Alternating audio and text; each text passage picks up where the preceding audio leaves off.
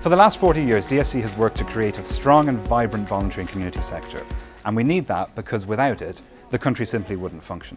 The entire welfare, the entire social system of the country would simply collapse. It's so important that charities have the skills and the resources that they need to be able to deliver services for their beneficiaries and help them as much as they possibly can. And that's exactly where we come in. So we run over 300 courses every year aimed at anybody with any sort of involvement, be it voluntary or otherwise, in a charity. And we cover pretty much everything from management, finance, fundraising, volunteering, marketing, campaigning, the list goes on. In fact, we even have a course on grammar. And what does grammar have to do with charities, you might ask? Well, actually, a surprising amount. So we also publish over 150 different books on a similarly diverse range of topics, which is great for charities because they're able to take it away and they're able to go into it whenever they need to, a refresher or whatever. But what else does the voluntary sector need other than training and skills? It needs money, and it's remarkably difficult to get it these days. It always has been, but you know.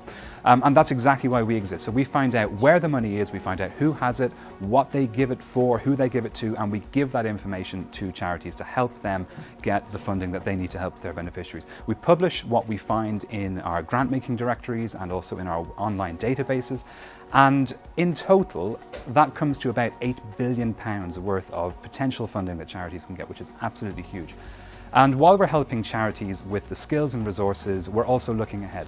Our policy and research team keeps an eye on what's happening in the latest trends in the voluntary sector, trends in what's happening with trusts and foundations, trends in what's happening with charity regulation, law, and all that kind of thing. And we tell that to charities so that they know what they need to do to remain versatile and strong over the foreseeable future. It's really difficult for charities and community groups in this day and age to get exactly what they need to help their beneficiaries, and that's where we come in. So since we started nearly 4 decades ago, over 250,000 people have come to us to learn new skills, to develop old ones. That's a huge amount of people, and nearly 250,000 people coming to us for help. Every year, nearly 15,000 charities come to DSC to buy our books, to use our websites, to find the funding that they need, to use that funding to go out to change people's lives. And because of that, because we help those charities, they're able to go out and literally change their communities for the better.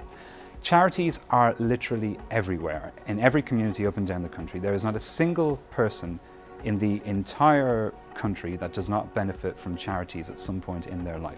Most charities are really small. Their impact is often invisible. You can walk down the street and actually you're walking past hundreds, if not thousands, of different charities at work.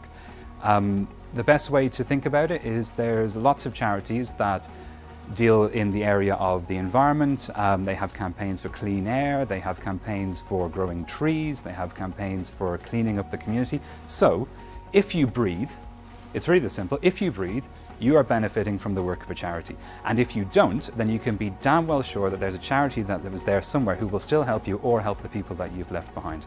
Charities make our world a better place. The UK would simply not be what it is without its charities, and DSC is ensuring that those charities' impact on everybody's lives are as strong as they can possibly be.